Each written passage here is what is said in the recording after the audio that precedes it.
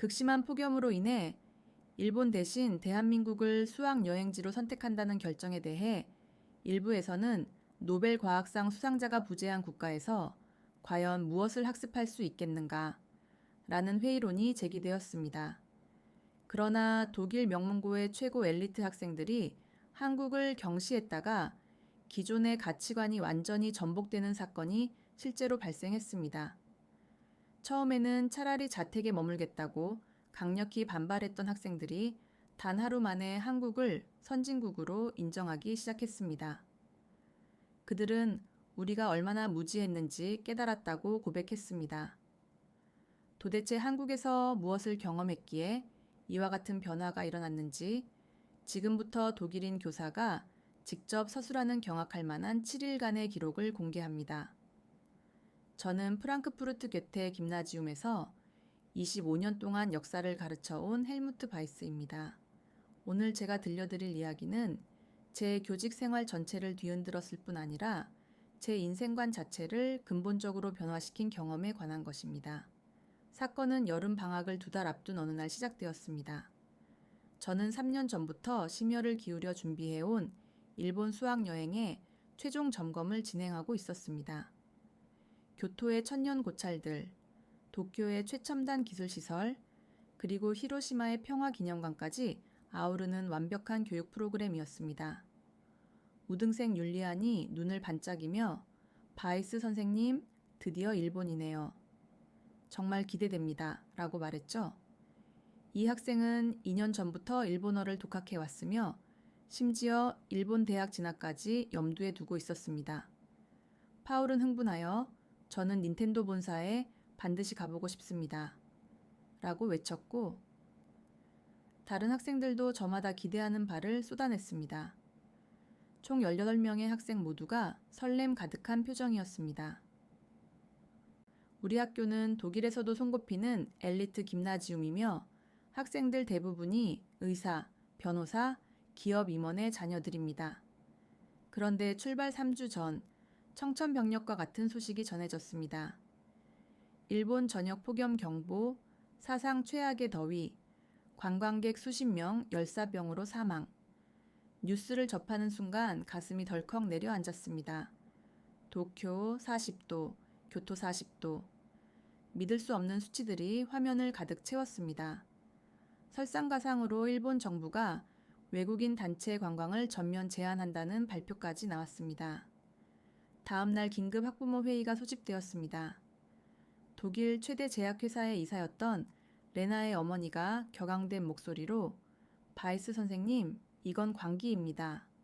우리 아이들을 그 지옥 같은 환경에 보낼 수는 없습니다. 라고 외쳤습니다. 요한의 아버지도 동조하며 맞습니다. 차라리 여행을 취소하십시오. 아이들의 생명이 더 중요합니다. 라고 거들었습니다. 회의실은 순식간에 혼란의 도가니가 되었습니다. 그때 교장 선생님이 충격적인 대안을 제시했습니다. 대안이 있습니다.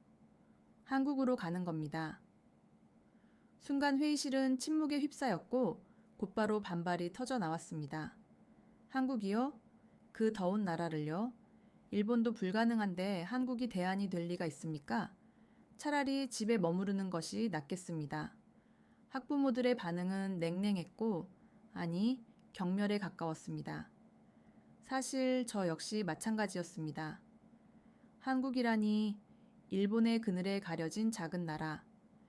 게다가 여름에는 더 덥고 습하다고 들었는데, 하지만 교장 선생님은 단호했습니다. 이미 한국 교육부와 협의를 마쳤습니다. 특별 프로그램을 제공하겠다고 합니다. 무엇보다 한국은 폭염 대응 시스템이 체계적으로 갖추어져 있다고 합니다. 벤츠 임원이었던 율리안의 아버지가 책상을 내리치며 그게 무슨 터무니없는 소리입니까? 아시아 국가들이 다 거기서 거기이지 않습니까? 라고 분통을 터뜨렸습니다. 결국 회의는 파행으로 종료되었고 학교 측은 강행을 결정했습니다. 취소할 경우 항공료와 숙박비를 모두 손해보게 되기 때문이었습니다. 학생들에게 통보했을 때의 반응은 더욱 참혹했습니다. 율리안이 거의 울먹이며 선생님, 제발 부탁드립니다. 저 3년 동안 일본에 가려고 준비했단 말입니다. 라고 말했습니다. 소피아가 비아냥거리며 맞아요. 한국에 도대체 무엇이 있다고 갑니까? 김치랑 케이팝이 전부 아닌가요? 라고 했고 다른 학생들도 이에 동조했습니다. 부모님이 차라리 집에 있으라고 하셨어요. 저도요. 한국 같은 곳에 왜 가야 합니까? 반 전체가 격렬하게 반발했으며 18명 중 단 한 명도 긍정적인 반응을 보이지 않았습니다. 그날 밤 저는 깊은 잠을 이룰 수 없었습니다. 25년 교직 생활 중 이렇게 학생들과 학부모 모두에게 미움을 받은 적은 처음이었으니까요. 정말 괜찮을까? 한국이 과연 우리를 실망시키지 않을까? 하지만 이미 주사위는 던져진 상태였습니다. 우리는 곧 프랑크푸르트 공항으로 향하게 될 것이었습니다. 그때까지만 해도 저는 이 강제된 선택이 우리 모두의 인생을 완전히 변화시킬 것이라는 사실을 전혀 인지하지 못했습니다. 출발 전날 밤 학부모 단체 채팅방은 폭발 직전의 상태였습니다. 온갖 비난과 함께 악성 루머들이 난무했습니다.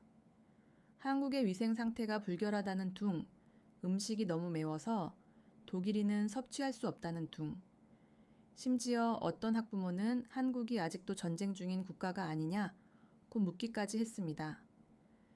가장 충격적이었던 것은 요한 어머니의 메시지였습니다. 혹시라도 우리 아이가 그 나라 음식을 먹고 탈이 나면 학교에 법적 소송을 제기할 것입니다. 이런 극도의 불안 분위기 속에서 우리는 공항으로 향했습니다. 버스 안의 침묵은 매우 무거웠습니다. 학생들은 휴대폰만 들여다보고 있었고 서로 눈도 마주치지 않았습니다. 공항에 도착했을 때 상황은 더욱 악화되었습니다. 체크인 카운터 앞에서 레나가 갑자기 울음을 터뜨렸기 때문입니다. 엄마가 지금이라도 돌아오라고 해요. 제발 보내주세요. 다른 학생들도 동요하기 시작했습니다. 율리아는 아예 표정이 돌처럼 굳어 있었고 평소 명랑했던 파울조차 입을 굳게 다물고 있었습니다. 내가 지금 무엇을 하고 있는 것인가? 정말 이것이 올바른 선택일까? 하지만 이미 돌이킬 수 없었습니다. 탑승 게이트로 향하면서 저는 학생들에게 마지막으로 당부했습니다. 얘들아, 일주일만 참고 경험해보자. 분명 무언가 배울 점이 있을 것이다. 그때 소피아가 차갑게 쏘아붙였습니다. 배울 것이 있다면 일본에 갔어야죠. 한국에서 무엇을 배운다는 말입니까? 저는 대답할 수 없었습니다. 솔직히 저 역시 알지 못했으니까요. 그저 막연한 희망만을 품고 있을 뿐이었습니다. 비행기에 오르는 학생들의 발걸음은 마치 형장으로 향하는 것처럼 무거웠습니다. 출발을 며칠 앞둔 새벽, 저는 불길한 예감에 잠을 깰 수밖에 없었습니다. 창밖을 보니 벌써부터 열기가 느껴졌습니다. 온도계는 새벽 5시임에도 28도를 가리키고 있었습니다. 출발 당일 공항으로 향하는 버스 안은 찜통이나 다름없었습니다. 에어컨이 작동하긴 했지만 8명의 학생과 짐들로 가득 찬 버스 안은 금세 후텁지근해졌습니다. 뒷좌석에 클라라가 힘겹게 선생님, 너무 더워요. 숨이 안 쉬어져요. 라고 말했습니다. 얼굴이 벌써 빨갛게 달아올라 있었죠. 프랑크푸르트 공항에 도착했을 때 우리를 맞이한 것은 상상을 초월하는 혼란이었습니다. 시스템 과부하로 인한 에어컨 가동 중단, 승객 여러분의 양해 바랍니다. 안내방송이 나오는 순간 터미널 전체가 아우성으로 가득 찼습니다. 수천 명의 사람들이 좁은 공간에 갇혀 있었고 온도는 순식간에 치솟았습니다. 이게 대체 무슨 일인가? 독일 최대 공항이 이 모양이라니? 옆에서 누군가 소리쳤습니다. 체크인 카운터는 이미 아비규환의 현장이었습니다. 사람들이 밀치고 소리 지르며 직원들과 실랑이를 벌이고 있었습니다. 우리 학생들도 금세 지치기 시작했습니다. 베르너가 비틀거리며 선생님, 저 어지러워요 라고 말했습니다. 순간 제 심장이 쿵 내려앉았습니다. 여기 앉아. 물 마셔. 하지만 자판기는 이미 동이 나 있었고 매점들은 긴 줄로 가득했습니다. 설상가상으로 화장실마저 고장나서 끔찍한 냄새가 터미널을 가득 채웠습니다. 그때였습니다. 비명 소리가 들렸습니다. 사람이 쓰러졌어요. 의사 있으세요? 소리가 난 곳으로 달려가니 우리 학생 에바가 바닥에 쓰러져 있었습니다. 얼굴은 창백했고 숨을 거칠게 몰아쉬고 있었죠. 에바, 에바. 저는 미친 듯이 소리쳤지만 아이는 반응이 없었습니다. 다른 학생들이 울음을 터뜨리기 시작했습니다. 선생님, 에바가 죽는 거예요. 구급차를 불러요. 하지만 공항 의무실은 이미 환자들로 가득 차 있었습니다. 의료진들도 땀 범벅이 된 차에 정신없이 뛰어다니고 있었죠. 겨우 한 의사를 붙잡았더니 그는 지친 목소리로 말했습니다. 열사병입니다. 오늘만 50명 넘게 쓰러졌어요. 침대가 없으니 여기 복도에 눕히세요. 복도 바닥에 에바를 눕히고 구토 처치를 하는데 제 손이 멈출 수가 없었습니다. 내가 이 아이를 죽음으로 내몬 것은 아닐까? 그때 율리안이 울면서 소리쳤습니다. 이럴 줄 알았습니다. 왜 우리를 이런 지옥으로 끌고 온 거예요? 다른 학생들도 합세했습니다. 맞아요. 차라리 집에 있었으면 이런 일 없었잖아요. 우리 부모님이 경고했지 않습니까? 저는 할 말을 잃었습니다. 정말로 그들의 말이 맞았기 때문이었습니다. 40도가 넘는 공항, 쓰러진 학생, 공포에 질린 아이들. 이것이 우리가 시작한 여행의 첫 장면이었습니다. 에바가 겨우 의식을 되찾았을 때는 이미 2시간이 지나 있었습니다. 하지만 상황은 더 나빠졌습니다. 우리 비행기가 연착되었다는 소식이 전해졌기 때문입니다. 승객 여러분께 안내 말씀드립니다. 루프트한자 742편은 기술적 문제로 3시간 지연됩니다. 이 방송이 나오자 터미널은 완전히 폭발했습니다. 사람들이 항공사 직원들에게 달려들었고 곳곳에서 싸움이 벌어졌습니다. 레나는 울먹이며 핸드폰을 꺼냈습니다. 엄마한테 전화할래요? 집에 데려다 달라고 할 거예요. 다른 학생들도 부모님께 연락하기 시작했죠. 파울이 간신히 선생님, 이제 그만하십시오. 우리 모두 죽을 것 같아요. 라고 말했습니다. 평소 가장 활발했던 아이마저 완전히 지쳐 있었습니다. 저는 필사적으로 학생들을 진정시켜야 했지만 솔직히 저도 포기하고 싶었습니다.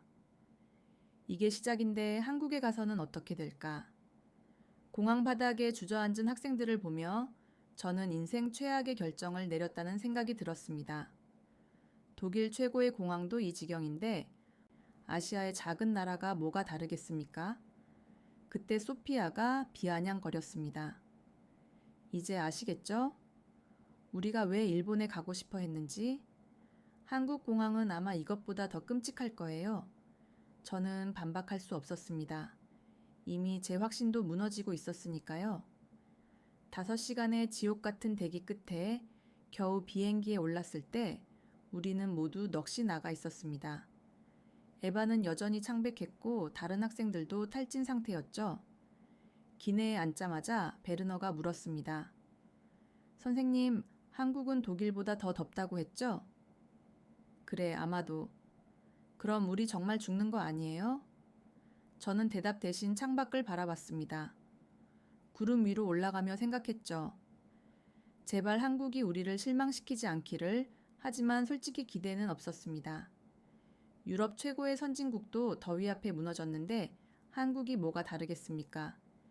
12시간의 비행이 시작되었습니다. 아이들은 지쳐 잠들었지만 저는 한숨도 잘 수가 없었습니다. 계속해서 최악의 시나리오만 머릿속에 떠올랐거든요. 혹시 한국 공항에서도 학생이 쓰러지면 어쩌지? 병원은 제대로 있을까? 의료 수준은 믿을 만할까? 비행기가 한국 영공에 진입했다는 안내방송이 나왔을 때 저는 심호흡을 했습니다.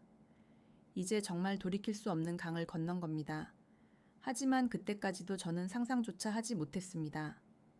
불과 30분 후 우리의 모든 편견과 선입견이 산산조각 날 것이라는 것을 말입니다.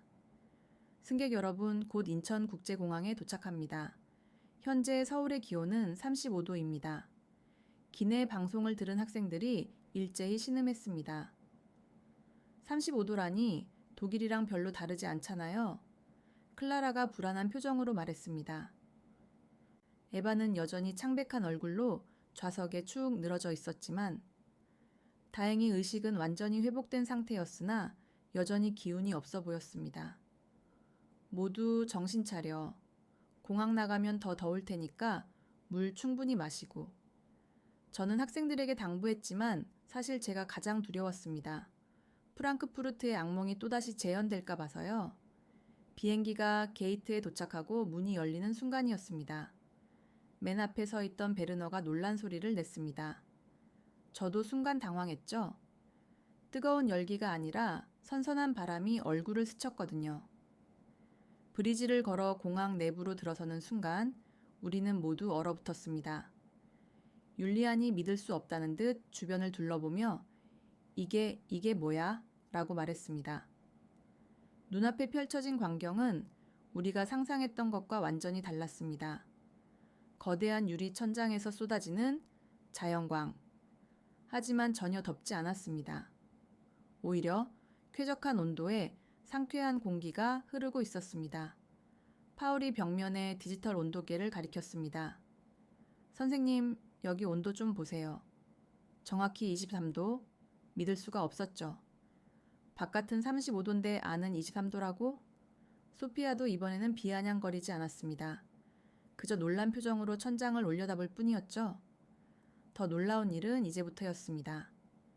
입국 심사대로 가는 길에 우리는 움직이는 보도를 탔는데 그 위에도 시원한 바람이 불고 있었습니다. 클라라가 신기한 듯 발을 동동 구르며 이것 봐. 바닥에서 찬바람이 나와 라고 했습니다. 정말로 무빙워크 전체에서 냉기가 올라오고 있었죠. 그때 갑자기 로봇이 우리 앞에 나타났습니다. 안녕하세요. 공항 안내 도움입니다. 도움이 필요하신가요? 유창한 독일어가 흘러나왔습니다. 학생들이 깜짝 놀라 뒤로 물러섰죠. 로봇이 독일어를 해? 진짜 로봇이야. 영화에서 본 것 같은데. 로봇은 우리를 입국 심사대까지 안내했습니다. 그 사이에도 학생들의 감탄은 계속되었습니다.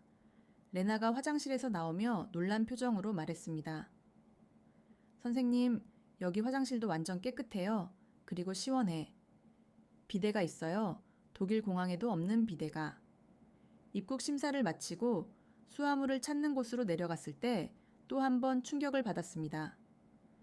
거대한 홀 전체가 완벽하게 냉방되고 있었고 곳곳에 대형 공기청정기가 작동하고 있었죠. 실시간 공기질 매우 좋음. 미세먼지 농도 95.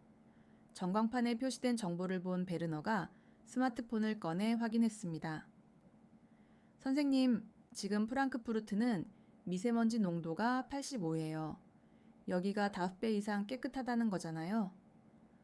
수화물이 나오기를 기다리는 동안 학생들은 완전히 다른 사람들이 되었습니다. 아까까지 지쳐있던 모습은 온데간데 없고 호기심 가득한 눈으로 주변을 살피고 있었습니다. 율리안이 가리킨 곳을 보니 저것 봐, 수화물 벨트 위에 모니터가 있어. 각 캐리어가 나올 때마다 주인의 이름이 모니터에 표시되고 있었습니다. 에바도 이제 완전히 회복된 모습이었습니다. 내 가방이다. 진짜 내 이름이 뜨네. 창백했던 얼굴에 생기가 돌았죠. 세관을 통과하고 도착 로비로 나왔을 때 우리를 기다리고 있던 건 또 다른 경이로움이었습니다. 소피아가 넋을 잃고 와, 이게 공항이야? 아니면 미술관이야? 라고 말했습니다. 거대한 미디어 아트가 천장과 벽면을 가득 채우고 있었고 한국 전통 문양이 현대적으로 재해석되어 흐르고 있었습니다. 그런데 놀라운 것은 이 거대한 공간도 완벽하게 시원했다는 겁니다. 파울의 순진한 질문에 저는 할 말을 잃었습니다. 선생님, 독일이 한국보다 선진국 맞아요? 솔직히 저도 같은 생각을 하고 있었거든요. 가이드를 만나러 가는 길에 또 한 번 놀랐습니다. 안내 데스크 직원이 유창한 독일어로 우리를 맞이했거든요. 괴테 김나지움 학생 여러분, 환영합니다. 한국 방문이 즐거우시길 바랍니다. 클라라가 감탄했습니다. 직원분이 독일어를 완벽하게 해요. 직원은 미소 지으며 답했습니다. 인천공항엔 15개 언어 가능한 직원들이 있습니다. 편하게 물어보세요. 공항을 나가기 전 우리는 잠시 휴게 공간에 앉았습니다. 그런데 이곳도 예상을 뛰어넘었죠. 무료 충전소가 이렇게 많아? 와이파이 속도 봐. 독일보다 10배는 빠른 것 같아. 학생들이 저마다 핸드폰을 꺼내 부모님께 연락하기 시작했습니다. 그런데 이번엔 내용이 완전히 달랐습니다. 엄마, 여기 대박이야. 공항이 완전 미래 도시 같아. 아빠, 한국 공항 진짜 멋져. 사진 보낼게. 레나는 영상통화로 공항을 구석구석 보여주고 있었습니다. 엄마, 로봇이 안내해주고 어디든 시원하고 완전 깨끗해. 저는 학생들의 달라진 모습을 보며 미소를 지을 수밖에 없었습니다.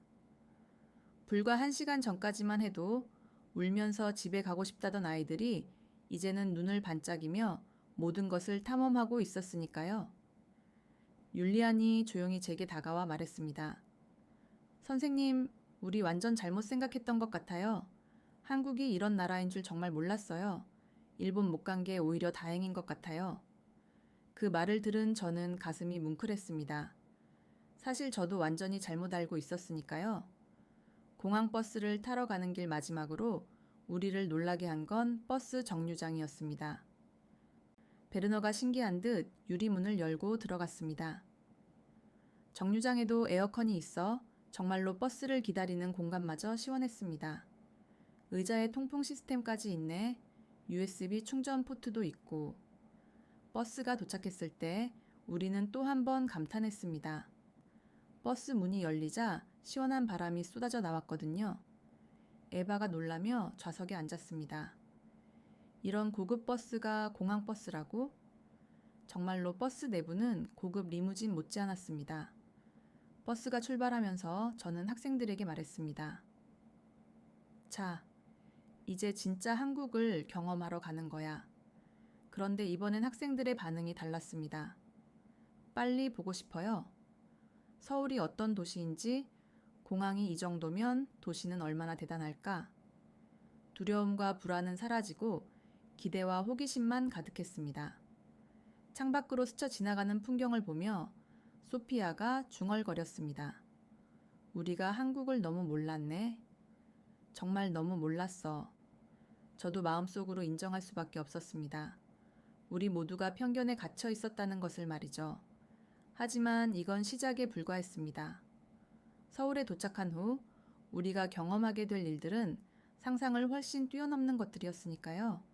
버스가 서울 시내로 진입하자 학생들은 창문에 얼굴을 붙이고 밖을 내다봤습니다. 클라라가 놀란 목소리로 물었습니다. 선생님, 건물들이 왜 이렇게 높아요? 정말로 끝없이 솟아있는 고층 빌딩들이 장관이었죠. 그런데 파울이 날카롭게 지적했습니다.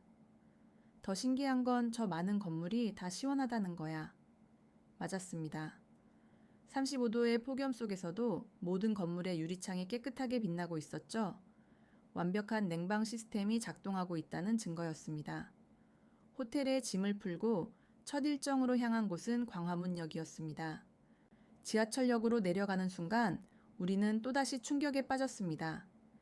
율리안이 입을 벌리고 주변을 둘러봤습니다. 이게 지하철역이라고? 눈앞에 펼쳐진 광경은 지하철역이 아니라 거대한 지하 도시였습니다.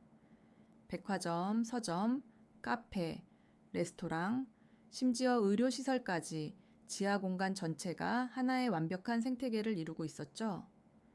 베르너가 어리둥절한 표정으로 말했습니다. 독일 지하철역은 그냥 지하철만 있는데 더 놀라운 건 공기의 질이었습니다. 지하인데도 답답함이 전혀 없었죠. 오히려 지상보다 더 쾌적했습니다. 에바가 가리킨 전광판에는 실시간 공기질 모니터 좀 봐. 온도, 습도, 미세먼지 농도가 실시간으로 표시되고 있었습니다.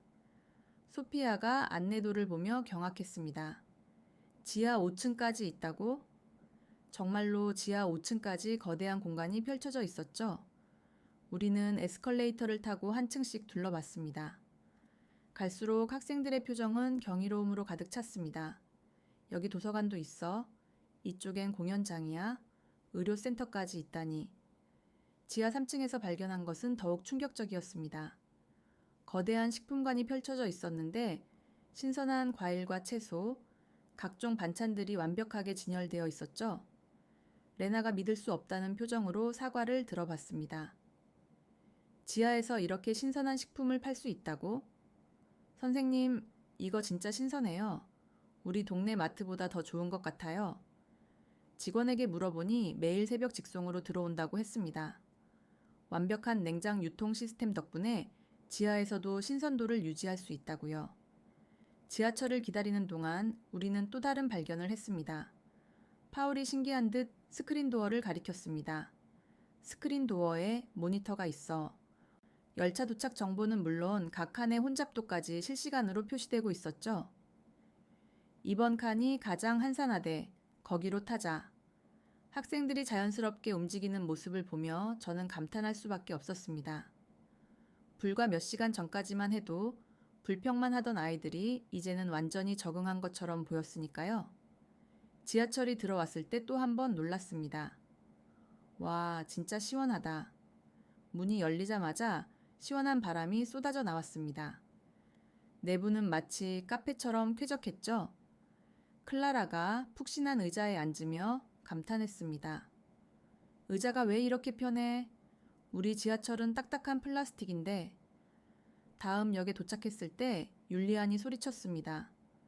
역마다 디자인이 다 달라. 정말이었습니다. 각 역마다 고유한 테마와 디자인을 갖고 있었죠. 어떤 역은 미술관 같았고 어떤 역은 도서관 같았습니다. 소피아의 말에 모두가 고개를 끄덕였습니다. 이건 단순한 교통수단이 아니야. 문화 공간이네. 종로 샘가역에서 내려 지상으로 올라갔을 때 우리를 맞이한 건 거대한 지하 상가였습니다. 베르너가 놀라며 주변을 둘러봤습니다. 여기도 지하 도시야. 끝없이 이어지는 상가에는 옷가게, 액세서리 가게, 음식점들이 빼곡히 들어차 있었습니다. 이바의 의문에 가이드가 설명해 줬습니다. 근데 전혀 답답하지 않아. 어떻게 이게 가능하지? 첨단 환기 시스템과 공기 정화 시스템이 24시간 작동해요. 그래서 지하가 오히려 더 쾌적하죠. 학생들은 지하 상가를 구경하며 연신 감탄했습니다. 레나가 액세서리를 구경하며 놀랐습니다. 가격도 엄청 저렴해. 이 퀄리티의 이 가격이라고? 그때 갑자기 정전이 되었습니다. 순간 학생들이 불안해했죠. 전기가 나갔어. 하지만 놀랍게도 2초 만에 비상전원이 작동했습니다. 조명은 조금 어두워졌지만 에어컨과 환기 시스템은 그대로 작동하고 있었죠. 파울이 감탄했습니다. 2초 만에 비상전원 전환이라니? 독일에서는 정전되면 최소 10분은 캄캄한데. 5분 후 전기가 완전히 복구되었을 때 안내 방송이 나왔습니다. 일시적인 정전으로 불편을 드려 죄송합니다. 보상으로 모든 매장에서 10% 할인 쿠폰을 제공합니다. 율리안이 믿을 수 없다는 표정을 지었습니다. 정전 보상으로 할인 쿠폰을 준다고? 지상으로 올라와 거리를 걸으며 우리는 또 다른 발견을 했습니다.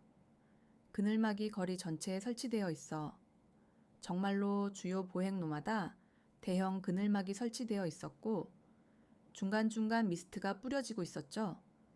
학생들이 미스트 아래서 더위를 식혔습니다. 시원한 물 안개다. 클라라의 질문에 가이드가 답했습니다. 그런데 왜? 바닥이 안 미끄러워? 특수 코팅된 바닥이에요. 물이 뿌려져도 미끄럽지 않죠. 광화문 광장에 도착했을 때 우리는 압도적인 규모의 할 말을 잃었습니다. 이게 다 광장이라고. 베를린 광장보다 훨씬 크고 멋있어. 바닥 분수에서 아이들이 뛰어노는 모습을 본 베르너가 물었습니다. 저 분수에서 놀아도 돼요? 가이드의 대답에 학생들도 신발을 벗고 분수로 뛰어들었습니다. 그럼요. 시민들을 위한 공간이니까요. 와, 진짜 시원해. 물도 완전 깨끗해. 35도의 더위가 무색하게 아이들은 즐겁게 물놀이를 했습니다. 그때 소피아가 조용히 제게 다가왔습니다. 선생님, 제가 한국을 완전히 잘못 생각했어요. 여기가 진짜 선진국 같아요. 저는 고개를 끄덕였습니다. 솔직히 저도 같은 생각이었으니까요. 해가 질 무렵 우리는 청계천으로 이동했습니다. 도심 한복판을 흐르는 시원한 물줄기에 학생들은 또다시 감탄했죠. 도시 한가운데 이런 개천이 있다니. 그것도 이렇게 깨끗하게. 발을 담그고 앉아있는 시민들을 보며 에바가 말했습니다. 사람들이 정말 여유로워 보여요. 더위를 즐기는 것 같아요.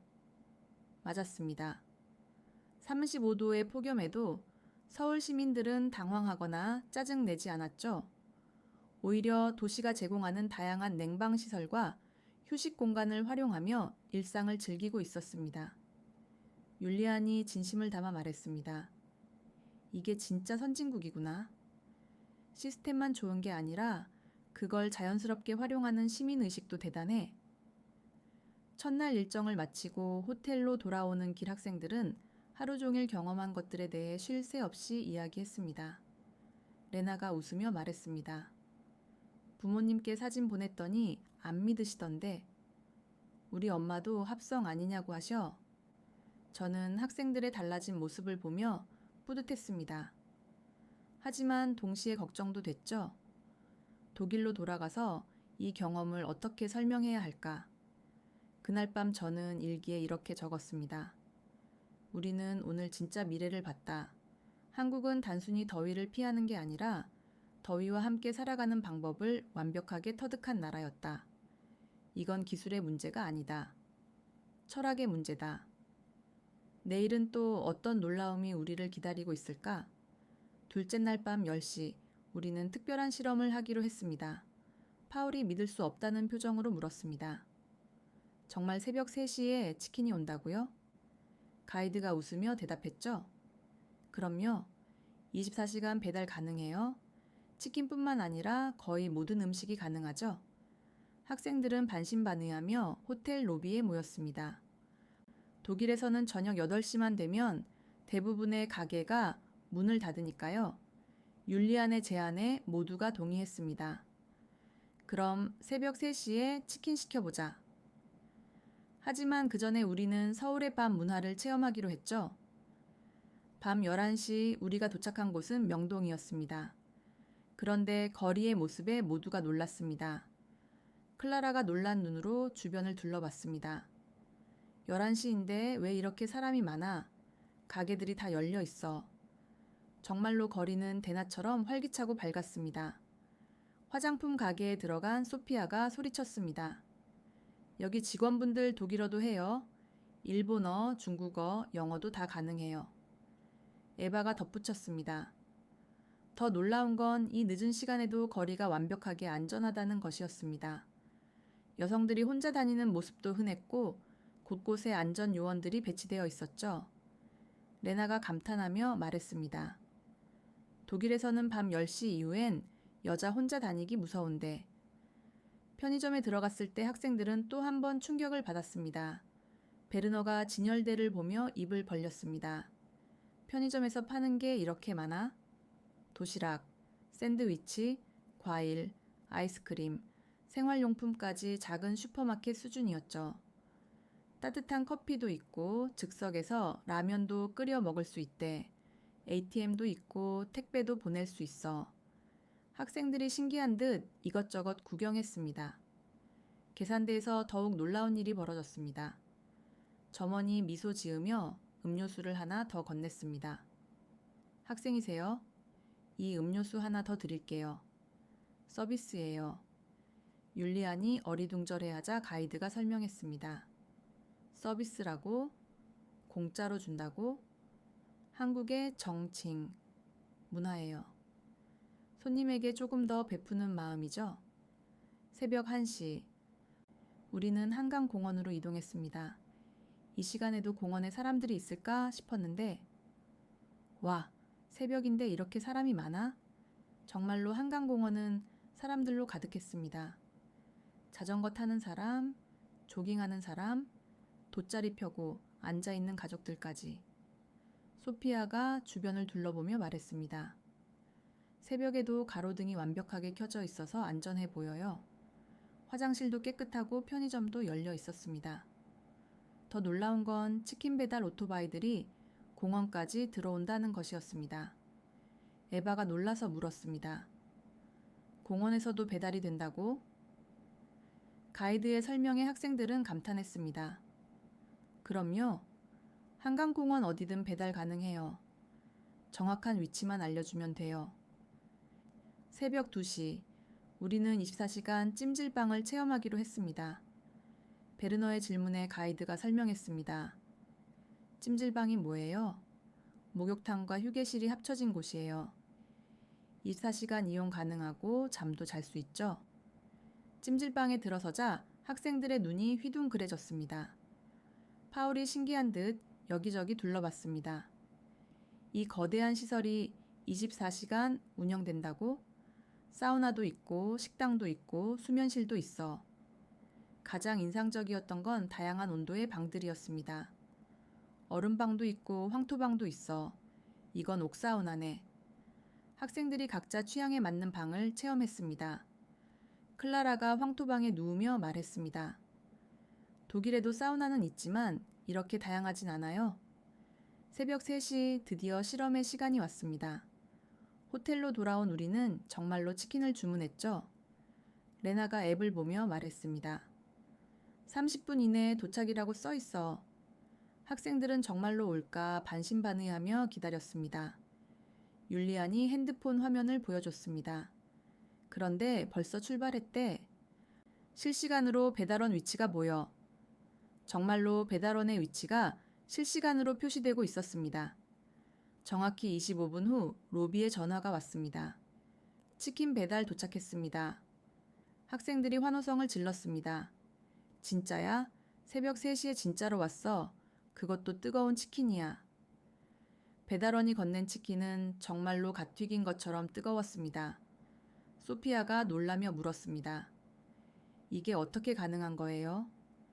가이드가 설명했습니다. 24시간 운영하는 가게들이 많고 배달 시스템이 완벽하게 갖춰져 있어요. 그리고 한국 사람들은 야식 문화가 발달해 있죠.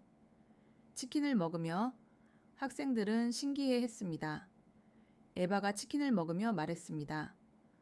독일에서는 피자도 밤 10시면 주문 못 하는데 일요일엔 아예 모든 가게가 문을 닫잖아. 한국은 정말 잠들지 않는 나라네요. 그때 베르너가 중요한 질문을 했습니다. 그런데 이렇게 24시간 일하면 힘들지 않을까요? 가이드가 진지하게 답했습니다. 물론 쉽지 않죠. 하지만 교대 근무 시스템이 잘 되어 있고 야간 수당도 높아요. 무엇보다 이런 서비스를 원하는 수요가 있으니까 가능한 거죠. 새벽 4시, 호텔로 돌아오는 길에 우리는 놀라운 광경을 목격했습니다. 저기 봐. 새벽인데 버스가 다녀. 정말로 심야버스가 운행되고 있었습니다. 지하철은 끊겨도 버스는 계속 다녀요. 택시도 많고요. 거리에는 여전히 불빛이 가득했고 곳곳에서 사람들이 활동하고 있었습니다. 파울이 가리킨 곳은 순대국집이었습니다. 저 가게는 새벽에 문을 여는 건가요? 클라라가 감탄하며 말했습니다. 해장국집이에요. 새벽부터 아침까지 영업하죠. 술 마신 사람들이나 일찍 출근하는 사람들이 많이 가요. 한국은 24시간 돌아가는 나라구나. 누구든 언제든 필요한 걸 얻을 수 있어. 호텔에 도착해서 잠들기 전 율리안이 말했습니다. 선생님, 한국이 이렇게 역동적인 나라인 줄 정말 몰랐어요. 독일이 너무 정적으로 느껴져요. 저도 같은 생각이었습니다. 질서정연하지만 경직된 독일과 달리 한국은 혼란스러워 보이면서도 놀라운 활력이 넘쳤죠. 그날 밤, 아니 새벽에 학생들은 각자 부모님께 메시지를 보냈습니다. 엄마, 한국은 정말 놀라운 나라야. 새벽 3시에도 도시가 살아있어. 아빠, 여기 와봐야 해. 독일과는 완전히 다른 세상이야. 하지만 곧 우리는 이런 긍정적인 경험이 독일에서 어떻게 받아들여질지 알게 됩니다. 그리고 그것은 우리가 예상했던 것보다 훨씬 더 충격적인 반응이었죠. 셋째 날 아침, 저는 독일에서 온 긴급 이메일을 확인하고 머리가 하얘졌습니다. 교장 선생님의 메일이었습니다. 바이스 교사, 당장 연락 바람. 매우 심각한 상황. 불안한 마음으로 영상통화를 연결했죠. 화면 속 교장 선생님의 얼굴은 불그락푸르락 했습니다. 자네 대체 거기서 뭘 하고 있는 건가? 독일 전체가 발칵 뒤집혔네. 무슨 일이신가요? 학생들이 SNS에 올린 게시물들을 봤나? 언론에서 난리가 났어. 당황한 저는 급하게 독일 뉴스 사이트를 확인했습니다. 그리고 경악했죠. 독일 학생들 한국 정부의 선전에 세뇌되다. 조작된 한국 진실은 무엇인가? 괴테 김나지움의 수치스러운 수학여행. 온갖 자극적인 헤드라인이 일면을 장식하고 있었습니다. 이게 대체 기사를 읽어보니 더욱 충격적이었습니다. 학생들이 올린 사진과 영상을 두고 연출된 것이라고 주장하고 있었죠. 인천공항의 로봇, CG 합성임이 분명하다, 새벽 배달, 한국 정부가 특별히 준비한 쇼, 24시간 영업, 독일 학생들을 위한 임시조치. 가장 악의적이었던 건 한 극우 매체의 기사였습니다. 아시아의 후진국이 유럽 엘리트를 현혹시키다. 이것은 문명의 위기다. 손이 떨릴 정도로 화가 났습니다. 하지만 더 큰 문제가 기다리고 있었습니다. 교장 선생님의 말에 심장이 쿵 내려앉았습니다. 학부모들이 집단 소송을 준비하고 있네. 자네가 학생들을 위험에 빠뜨렸다고. 위험이라뇨? 학생들은 모두 안전하고 행복해하고 있습니다. 그게 문제야. 너무 행복해한다는 거지. 부모들은 그게 정상이 아니라고 생각해. 통화를 끝내고 학생들을 불러 모았습니다. 이미 아이들도 독일의 반응을 알고 있었죠. 레나가 울먹이며 말했습니다. 선생님, 우리 부모님들이 우리가 거짓말한다고 해요. 파울도 분한 표정이었습니다. 제 아빠는 저더러 한국 정부한테 돈이라도 받았냐고. 그때 율리안이 벌떡 일어났습니다. 이건 정말 불공평해요. 우리가 직접 보고 경험한 걸 왜 믿지 않는 거죠? 다른 학생들도 분노했습니다. 소피아가 핸드폰을 들어 보였습니다. 맞아요. 우리가 바보도 아니고 증거도 다 있는데 왜 조작이라고 하는 거예요? 봐요. 실시간으로 찍은 사진이 수백 장이에요. 이게 다 조작이라고요? 그 순간 우리 모두의 핸드폰이 동시에 울렸습니다. 학부모 단체 채팅방이 폭발한 거죠. 당장 아이들을 데리고 귀국하세요. 한국에 하루만 더 있으면 고소하겠습니다. 우리 아이들을 세뇌시키지 마세요. 메시지를 읽는 학생들의 표정이 점점 어두워졌습니다. 그런데 갑자기 에바가 눈물을 터뜨렸습니다. 엄마가 저더러 정신병원에 가봐야 한다고 했어요. 한국이 좋다고 했다고. 그 말에 다른 여학생들도 울기 시작했습니다. 하지만 그때 놀라운 일이 벌어졌습니다. 베르너가 큰 소리로 외쳤습니다. 잠깐만요. 우리가 왜 울어야 해요? 우리가 뭘 잘못했다고? 그의 말에 학생들이 고개를 들었습니다. 우리는 진실을 봤어요. 한국이 얼마나 발전된 나라인지, 시민들이 얼마나 친절한지, 시스템이 얼마나 완벽한지. 클라라가 눈물을 닦으며 일어섰습니다. 맞아. 독일 언론이 뭐라고 하든 우리가 본 건 진짜예요. 그때 율리안이 중요한 제안을 했습니다. 우리가 직접 증명하면 어때요? 라이브 방송으로. 라이브 방송? 네. 지금 당장 거리로 나가서 실시간으로 보여주는 거예요. 조작할 수 없게. 학생들의 눈이 반짝였습니다. 좋아. 하자. 우리가 진실을 보여주자. 열정에 찬 학생들을 보며 저는 자부심과 동시에 걱정이 들었습니다. 하지만 이미 아이들은 움직이기 시작했죠. 우리는 명동으로 나갔습니다. 율리안이 인스타그램 라이브를 켰습니다. 여러분, 지금 서울 명동입니다. 시간은 오전 11시고요. 보시다시피 에어컨 없이는 5분도 못 버틸 더위예요. 그가 카메라를 돌리자 거리의 모습이 생생하게 전달됐습니다. 하지만 보세요. 모든 건물의 냉방이 완벽하고 거리에는 그늘막과 콜링존이 있어요. 시청자 수가 급격히 늘어났습니다. 독일 친구들과 가족들이 접속한 거죠. 가짜라고요? 그럼 이건 어때요? 소피아가 카메라를 들고 편의점으로 들어갔습니다. 24시간 편의점. 직접 보세요. 음식도 팔고 ATM도 있고 택배도 됩니다. 실시간 댓글이 쏟아졌습니다. 이게 진짜야? 연출 아니야? 믿을 수 없어. 그때 한 한국인이 우리에게 다가왔습니다. 무슨 촬영이에요? 상황을 설명하자 그는 웃으며 독일어로 인사했습니다. 구텐탁. 전 독일에서 5년 일했어요. 한국 보여드릴게요. 예상치 못한 도움에 학생들이 환호했습니다. 그는 우리를 지하철역으로 안내했습니다. 여기가 진짜 한국의 힘이에요. 지하도시. 라이브 방송을 보던 독일 사람들이 경악했습니다. 지하 5층까지 상가가 있다고? 공기가 깨끗하다니 이게 가능해? 시청자가 1000명을 넘어섰습니다. 학생들은 더욱 열정적으로 방송했습니다.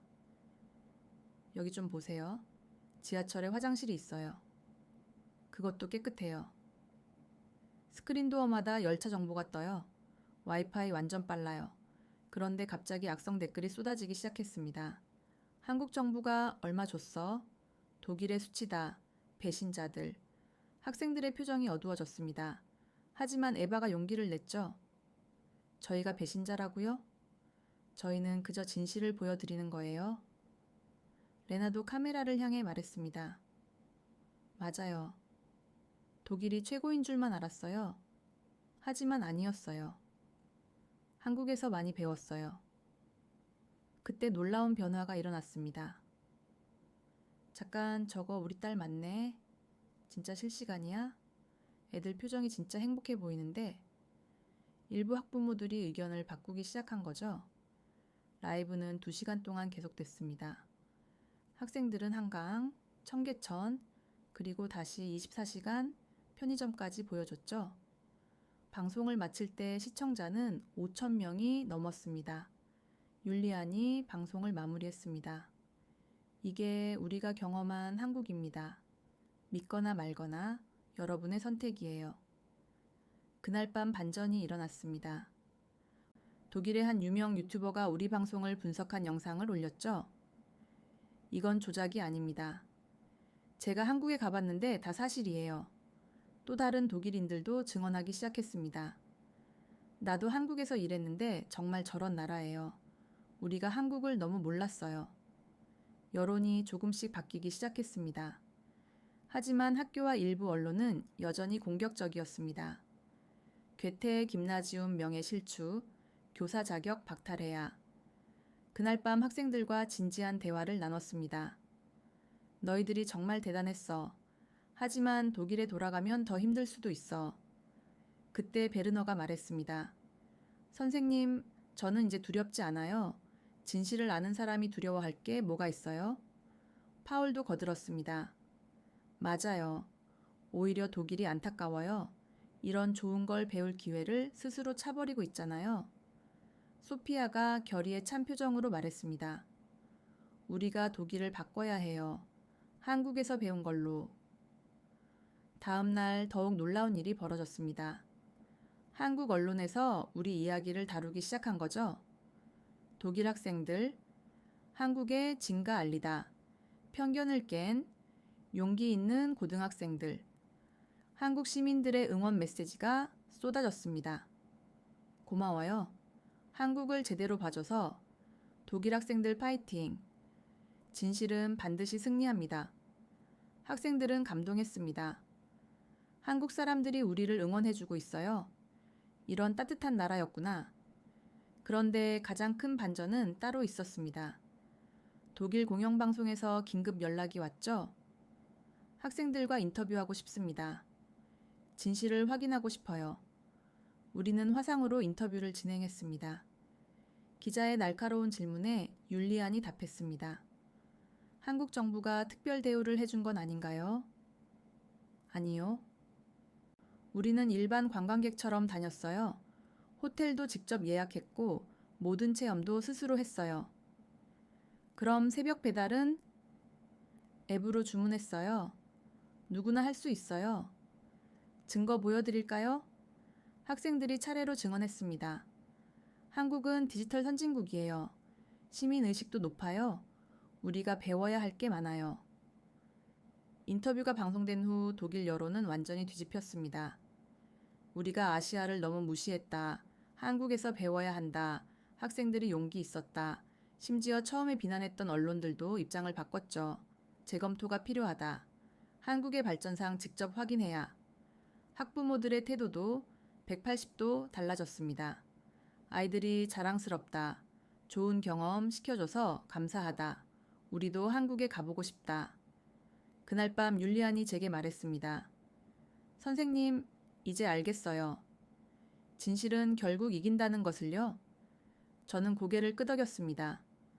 그래, 너희가 증명했어. 편견을 깨는 건 용기 있는 사람만이 할 수 있다는 걸. 하지만 우리의 한국 여행은 아직 끝나지 않았습니다. 오히려 이제부터가 진짜 시작이었죠. 독일 사회에 관심이 집중된 상황에서 우리는 더 깊이 한국을 탐험하기로 했습니다. 그리고 그 과정에서 우리는 한국의 진정한 힘이 무엇인지 깨닫게 됩니다. 넷째 날 아침, 우리는 특별한 일정을 위해 일찍 일어났습니다. DMZ, 즉 비무장지대 DMZ 방문이었죠. 클라라가 버스 안에서 물었습니다.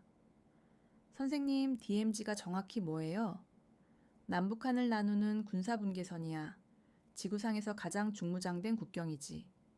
학생들의 표정이 진지해졌습니다. 지금까지의 화려한 서울과는 전혀 다른 한국의 모습을 보게 될 것이라는 걸 알았으니까요. 임진각에 도착했을 때 먼저 우리를 맞이한 건 자유의 다리였습니다. 이 다리로 전쟁 포로들이 돌아왔대요. 가이드의 설명을 들으며 다리를 건너는데 묘한 감정이 들었습니다. 베르너가 조용히 말했습니다. 독일도 분단됐었잖아요. 하지만 우리는 통일했는데 한국은 아직도. 그의 말에 모두가 침묵했습니다. 통일 전망대에 올라갔을 때 북한 땅이 눈앞에 펼쳐졌습니다. 에바가 망원경을 들여다보며 물었습니다. 저기가 북한이에요? 네. 개성공단도 보이고 북한 마을도 보여요. 율리안이 망원경에서 눈을 떼지 못했습니다. 이렇게 가까운데 갈 수 없다니. 전망대에는 이산 가족들의 사연이 전시되어 있었습니다. 70년 넘게 가족을 만나지 못한 사람들의 이야기를 읽던 소피아가 눈시울을 붉혔습니다. 너무 슬퍼요. 우리 독일은 그래도 가족들이 만날 수 있었는데 그때 한 할아버지가 우리에게 다가왔습니다. 학생들이구나. 어디서 왔어요? 독일에서 왔어요. 할아버지의 눈빛이 반짝였습니다. 독일, 통일한 나라. 할아버지는 떨리는 목소리로 이야기를 시작했습니다. 내 동생이 북한에 있어. 육지어이보 때 헤어진 후로 한 번도 못 봤지. 그래도 희망을 버리지 않아. 독일도 했는데 우리도 할 수 있겠지. 할아버지의 간절한 눈빛에 레나가 울음을 터뜨렸습니다. 꼭 통일이 될 거예요. 제3 땅굴로 들어갈 때 학생들은 완전히 다른 분위기였습니다. 파울이 말했습니다. 북한이 판 땅굴이래요. 서울을 공격하려고 어둡고 좁은 땅굴을 걸으며. 이런 상황에서도 한국이 저렇게 발전했다는 게 믿기지 않아요? 맞았습니다. 전쟁의 위협 속에서도 세계 최고 수준의 도시를 만든 한국. 그 의미를 이제야 제대로 이해하기 시작했죠. 도라산역에 도착했을 때 또 다른 충격이 기다리고 있었습니다. 평양까지 202km 표지판을 본 베르너가 중얼거렸습니다. 베를린에서 함부르크보다 가까워. 텅 빈 역사 안을 걸으며 클라라가 물었습니다. 언젠가는 여기로 기차가 다닐까요? 가이드의 확신에 찬 대답이 인상적이었습니다. 그럼요. 반드시 그날이 올 거예요. 점심을 먹으러 통일촌으로 이동했습니다.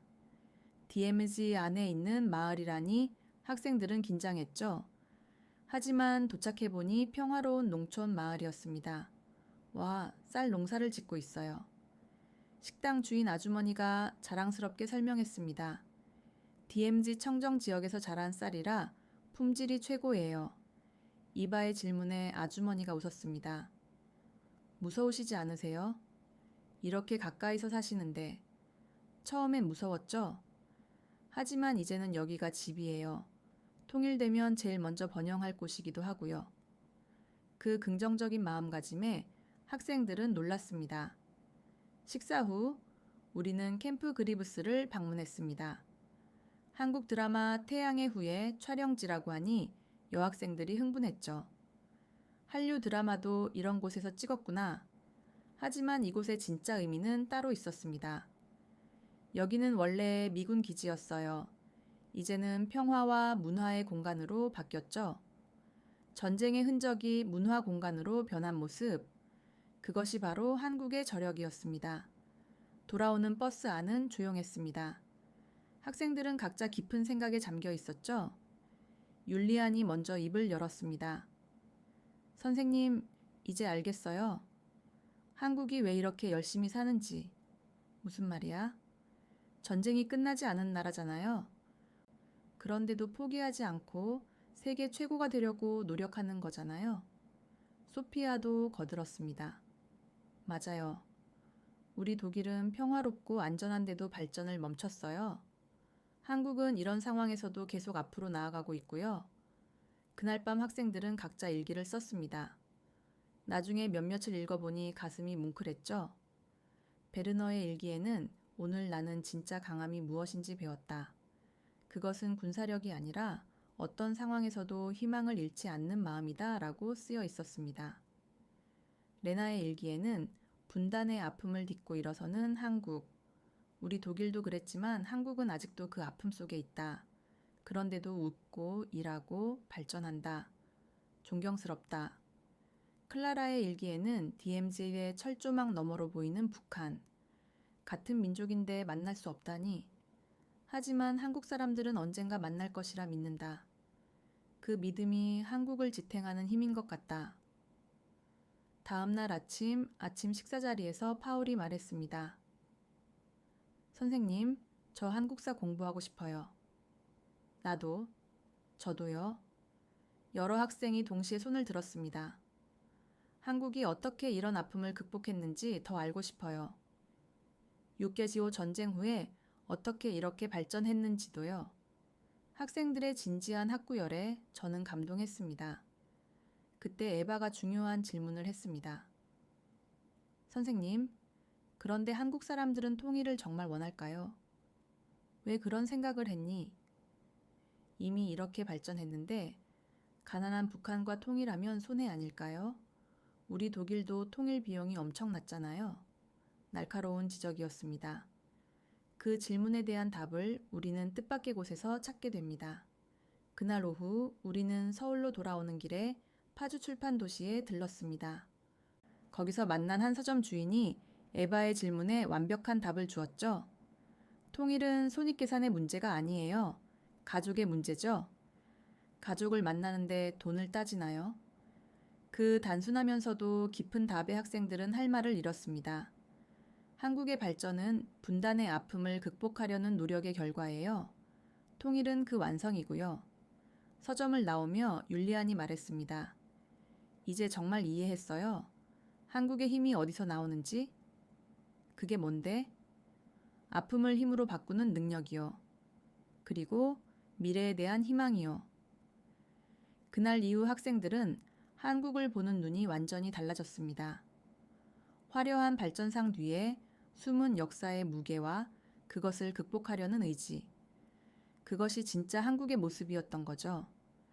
5째 날 저녁, 우리는 특별한 요청으로 강남 대치동을 방문했습니다. 학생들이 한국의 교육열을 직접 보고 싶다고 했거든요. 저녁 8시 대치동 학원가에 도착했을 때 우리는 할 말을 잃었습니다. 클라라가 놀란 눈으로 거리를 둘러봤습니다. 이 시간에 이렇게 많은 학생들이 정말로 거리는 교복 입은 학생들로 가득했죠. 다들 학원 가는 거예요? 가이드의 대답에 학생들이 경악했습니다. 네, 보통 밤 10시, 11시까지 수업해요. 11시까지? 우리는 오후 2시면 학교 끝나는데. 한 학원 건물 앞에서 우리는 더욱 놀라운 광경을 목격했습니다. 파울이 가리킨 곳을 보니 정말로 학생들이 길게 줄을 서서 차례를 기다리고 있었습니다. 엘리베이터 타려고 줄 서 있어. 율리안이 지나가는 한국 고등학생에게 영어로 물었습니다. 하루에 몇 시간이나 공부해요? 학교 포함해서 15시간 정도요? 우리 학생들이 동시에 소리쳤습니다. 15시간? 미쳤어. 그게 가능해? 소피아가 믿을 수 없다는 표정을 지었습니다. 그때 그 한국 학생이 웃으며 말했습니다. 힘들죠. 하지만 목표가 있으니까요. 여러분은 독일 학생이죠? 부러워요. 우리가요? 왜요? 독일은 대학 등록금이 거의 없다면서요?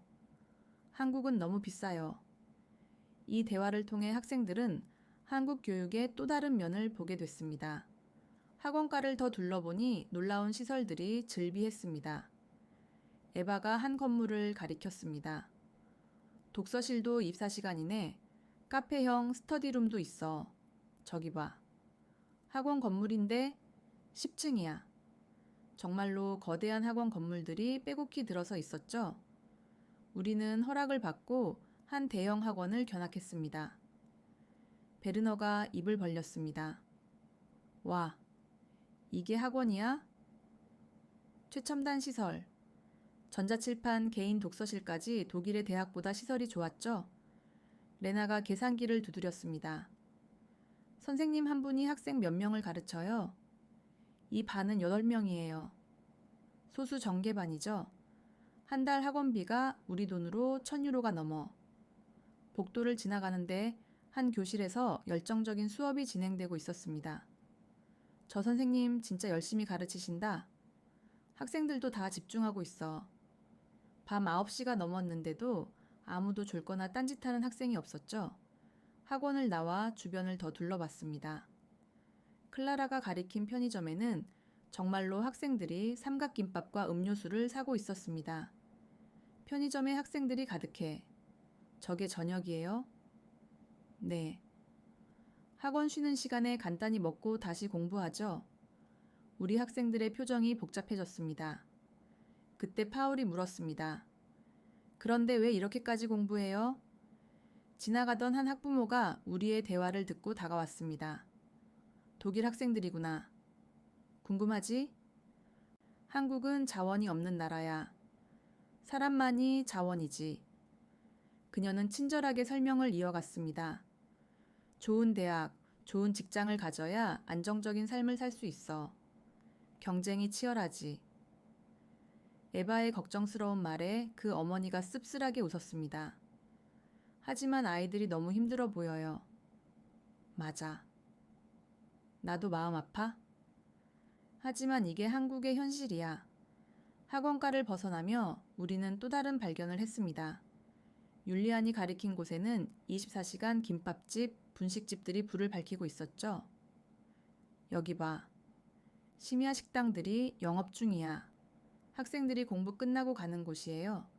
한 김밥집에 들어가 보니 새벽임에도 학생들로 가득했습니다. 소피아가 따뜻한 눈으로 학생들을 바라봤습니다.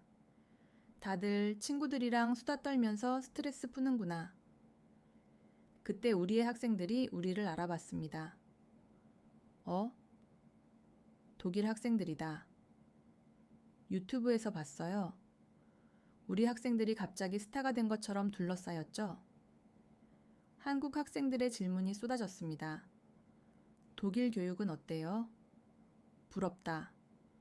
우리처럼 경쟁 안 해도 되죠? 베르너가 조심스럽게 답했습니다. 우리는 경쟁이 덜하긴 해요. 하지만 한국 학생들의 열정은 정말 대단해요. 목표를 향한 의지가 느껴져요. 그 말에 한국 학생들이 씁쓸하게 웃었습니다. 열정이라기보다는 생존이죠. 분위기가 무거워지자 레나가 분위기를 바꿨습니다. 그래도 여러분 정말 멋져요. 이렇게 열심히 하는 모습이요. 서로 이야기를 나누다 보니 시간이 훌쩍 지났습니다. 새벽 1시 숙소로 돌아오는 길에 율리안이 말했습니다. 이제 알겠어요. 한국이 왜 이렇게 빨리 발전했는지? 왜? 이런 교육열이 있으니까요. 모두가 더 나은 삶을 위해 노력하니까. 하지만 에바는 걱정스러운 표정이었습니다. 너무 극단적인 것 같아요. 학생들이 행복할까요? 그때 클라라가 중요한 지적을 했습니다. 하지만 생각해봐. 한국은 전쟁 후 최빈국이었잖아. 이런 노력 없이 지금의 발전이 가능했을까? 학생들 사이에 진지한 토론이 이어졌습니다. 교육열이 너무 어려웠습니다. 하지만 결국은 놀라워. 한국의 교육 수준은 세계 최고야. 숙소에 도착해서도 토론은 계속됐습니다. 파울이 결론을 내렸습니다. 장단점이 확실한 것 같아요. 엄청난 스트레스와 경쟁. 하지만 그만큼 높은 성취도. 소피아가 고개를 끄덕였습니다. 맞아. 우리 독일은 너무 느슨한 것 같기도 하고. 그날 밤 저는 학생들이 성장하는 것을 느꼈습니다. 단순히 비판하거나 찬양하는 게 아니라 각 사회의 맥락을 이해하려고 노력하는 모습이 보였죠. 다음 날 아침 베르너가 제게 왔습니다. 선생님, 한국 학생들과 연락처 교환했어요. 계속 교류하고 싶어요. 좋은 생각이야. 독일과 한국의 교육, 서로 장점을 배우면 좋을 것 같아요. 이 경험은 우리 학생들에게 많은 것을 생각하게 했습니다. 극단적으로 보이는 한국의 교육열 뒤에 숨은 절박함과 열망, 그리고 그것이 만들어낸 놀라운 성과들. 무엇이 옳고 그른지 단순하게 판단할 수 없는 복잡한 현실을 마주한 순간이었죠. 6째 날 저녁, 우리는 한강공원으로 향했습니다. 낮 동안의 문화 탐방으로 지친 학생들에게 휴식이 필요했거든요. 가는 길에 클라라가 물었습니다. 한강이 그렇게 특별해요? 가이드의 말에 학생들은 반신반의했습니다. 서울의 심장이죠. 이 경험은 더 아름다워요. 여의도 한강공원에 도착했을 때 우리는 놀라움을 감출 수 없었습니다. 율리안이 입을 벌렸습니다. 이게 무료 공원이라고? 눈앞에 펼쳐진 광경은 상상 이상이었죠. 완벽하게 정비된 잔디밭, 자전거 도로, 산책로, 그리고 각종 편의시설들. 에바가 가리킨 곳에서 음악에 맞춰 물줄기가 춤추고 있었습니다. 와, 분수쇼다. 매일 저녁 무료 공연이에요. 무료라는 말에 학생들이 더 놀랐죠? 독일은 이런 거 보려면 돈 내야 하는데. 공원을 걸으며 우리는 더 많은 발견을 했습니다. 파울이 신기한 듯 배달 오토바이들을 구경했습니다. 치킨 배달 오토바이다. 저기는 피자. 공원에서도 뭐든 시켜 먹을 수 있구나. 돗자리를 펴고 앉은 가족들, 친구들이 곳곳에 있었습니다. 모두가 여유롭게 저녁을 즐기고 있었죠. 베르너가 가리킨 곳에는 작은 텐트들이 설치되어 있었습니다. 저 텐트는 뭐예요? 그늘막 텐트예요. 낮에 햇빛 피하려고 치는 거죠. 우리도 편의점에서 김밥과 음료수를 사서 잔디밭에 앉았습니다. 소피아가 한강을 바라보며 말했습니다. 이렇게 앉아 있으니 정말 평화롭다. 그때 옆에서 기타 소리가 들려왔습니다. 한 청년이 버스킹을 하고 있었죠. 길거리 공연이다. 학생들이 관심을 보이자 청년이 우리에게 다가왔습니다. 독일에서 오셨어요? 신청곡 있으세요? 레나의 요청에 청년이 예스터데이를 연주하기 시작했습니다. 한강의 야경을 배경으로 울려 퍼지는 음악. 학생들은 감동했죠. 율리안이 조용히 말했습니다. 이런 게 진짜 문화야. 공연이 끝나고 우리는 자전거를 빌렸습니다. 자전거 대여도 이렇게 쉬워. 앱으로 결제하면 끝. 자전거를 타는 기분은 최고였습니다. 파울이 신나서 소리쳤습니다. 독일 라인 강변보다 훨씬 좋은데 자전거 도로가 완벽하게 분리되어 있어 안전했고 중간중간 휴게소도 있었죠. 클라라가 감탄했습니다. 화장실도 깨끗해. 음수대도 있어. 반포대교에 도착했을 때 우리를 기다리고 있던 건 달빛 무지개 분수였습니다. 우와! 학생들이 일제히 감탄사를 뱉었습니다. 다리 양쪽에서 쏟아지는 거대한 물줄기가 음악에 맞춰 색을 바꾸며 춤을 췄죠. 에바가 영상을 찍으며 말했습니다. 이것도 무료야? 그럼요. 서울 시민을 위한 거니까요. 독일 친구들이 안 믿을 거야. 이런 게 매일 무료로 펼쳐진다니. 분수쇼가 끝나고 우리는 세빛섬으로 향했습니다. 물 위에 떠 있는 인공섬이에요. LED 조명으로 빛나는 건물들이 한강 위에 떠 있는 모습은 환상적이었죠. 베르너가 감탄했습니다. 미래 도시 같아. 섬 안에는 레스토랑, 카페, 문화 공간이 있었습니다. 소피아가 고개를 저었습니다.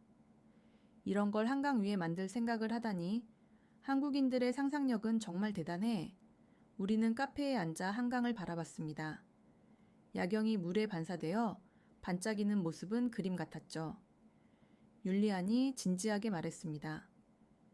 선생님, 한강의 기적이 뭔지 이제 알겠어요. 이 강변이 원래는 어땠을까요? 아, 그냥 버려진 땅이었겠죠? 가이드가 설명을 덧붙였습니다. 맞아. 70년대까지만 해도 빈민가였대.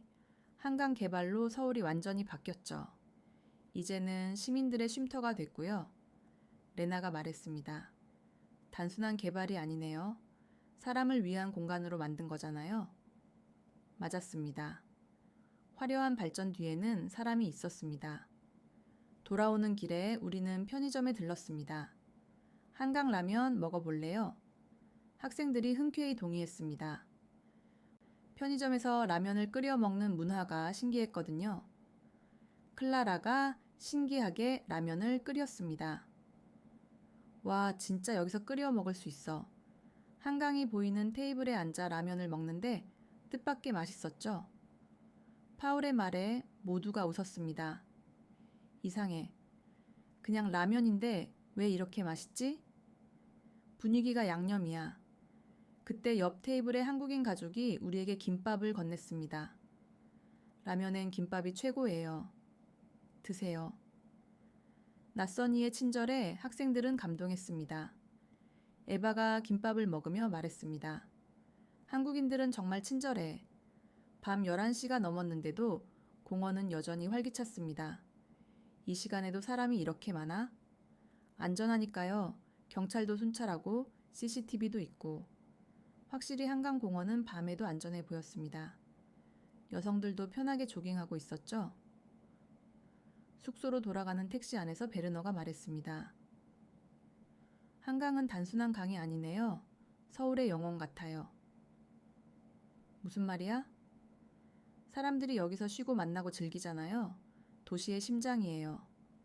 소피아도 동의했습니다. 맞아. 독일 도시들도 강이 있지만 이렇게 활용하지 못해. 율리안이 덧붙였습니다. 공짜로 이런 걸 즐길 수 있다는 게 놀라워. 진짜 시민을 위한 도시야. 오늘 밤 학생들은 각자 SNS에 한강의 모습을 올렸습니다. 독일 친구들의 반응은 폭발적이었죠. 이게 진짜야? 서울 가고 싶다. 한국이 이런 나라였어. 우리의 한강 체험은 단순한 관광이 아니었습니다. 한국이 어떻게 사람을 위한 도시를 만들었는지 직접 목격한 시간이었죠. 경제 발전의 상징인 한강이 이제는 시민의 품으로 돌아온 것. 그것이 진정한 한강의 기적이었습니다. 일주일간의 한국 방문을 마치고 독일로 돌아온 날 공항에는 예상치 못한 인파가 기다리고 있었습니다.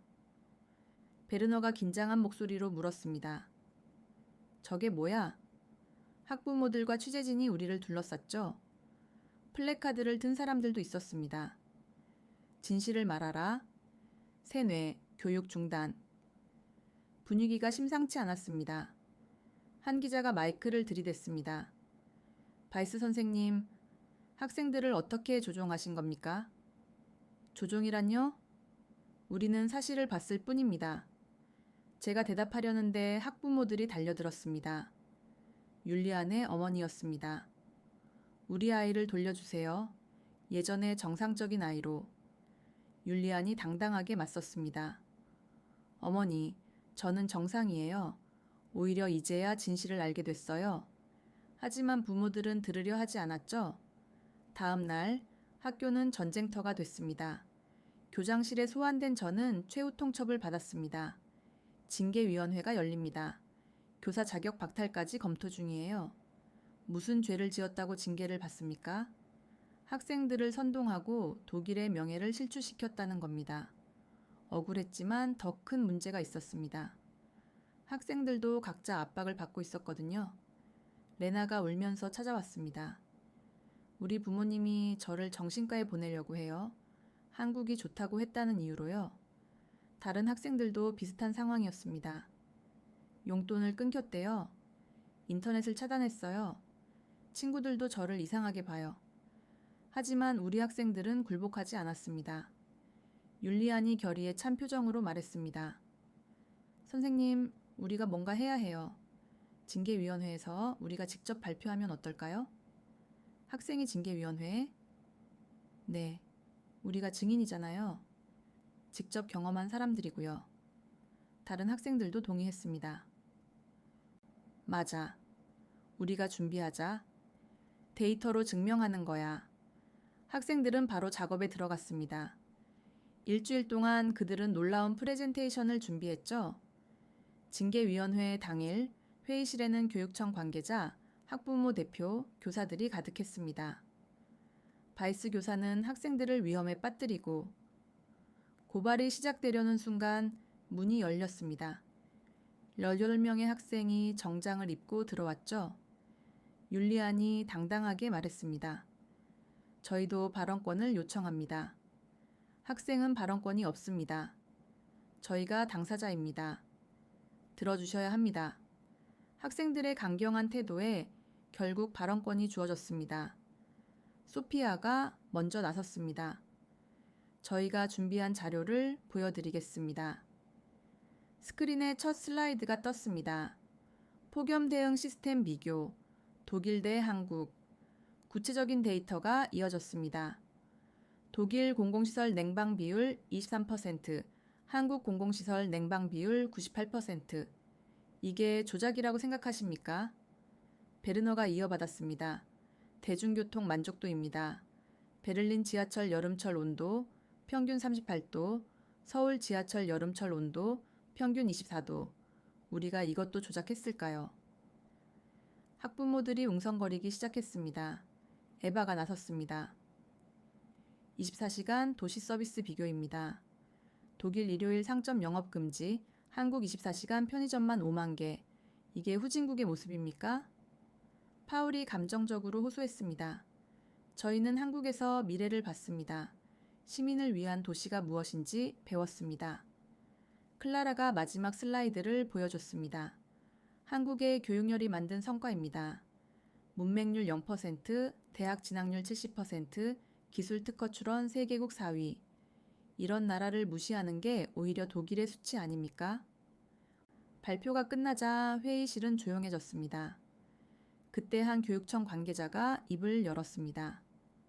흥미로운 자료네요. 하지만 이것만으로는 그럼 이건 어떻습니까? 율리안이 태블릿을 들어 보였습니다. 지난 일주일간 저희 발표를 본 전 세계 사람들의 반응입니다. 화면에는 수천 개의 댓글이 있었습니다. 독일 학생들이 옳다. 한국에서 배워야 한다. 편견을 깬 학생들에게 감사. 그리고 레나가 다른 자료를 보여줬습니다. 그리고 이걸 보세요. 독일 기업들이 한국 시스템 도입을 검토하기 시작했습니다. BMW 한국식 고객 서비스 벤치마킹, 지멘스 스마트시티 기술 협력 추진, 루프트한자 인천공항 서비스 연구. 학부모들의 표정이 변하기 시작했습니다. 우리 아이들이 이런 걸 발견한 거야? 그때 교장 선생님이 일어났습니다. 저도 할 말이 있습니다. 모두가 주목했습니다. 처음엔 저도 의심했습니다. 하지만 학생들의 열정을 보고 직접 확인해 봤습니다. 그는 노트북을 열었습니다. 제가 어제 한국 교육부와 통화했습니다. 학생들은 우리 학생들에게 감사하다고 했습니다. 감사하다고요? 네. 편견 없는 시선으로 한국을 봐줘서 고맙다고요. 그리고 교장은 잠시 뜸을 들였습니다. 한독 학생 교류 프로그램을 정식으로 제안했습니다. 매년 100명씩 교환하는 회의실이 술렁였습니다. 우리 학생들이 양국의 다리가 된 겁니다. 한 학부모가 일어났습니다. 파울의 아버지였죠. 제가 잘못 생각했습니다. 징계위원회는 무산됐습니다.